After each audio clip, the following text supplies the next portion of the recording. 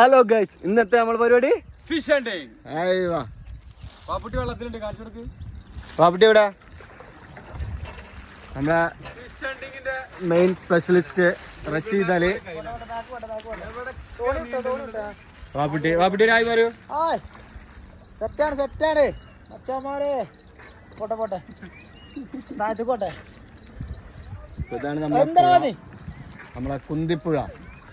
നല്ല വെള്ളമരമാണ്.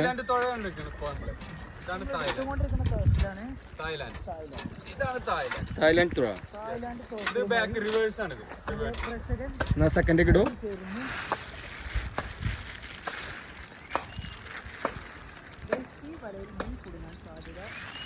വളരെ കമ്മിയാണ്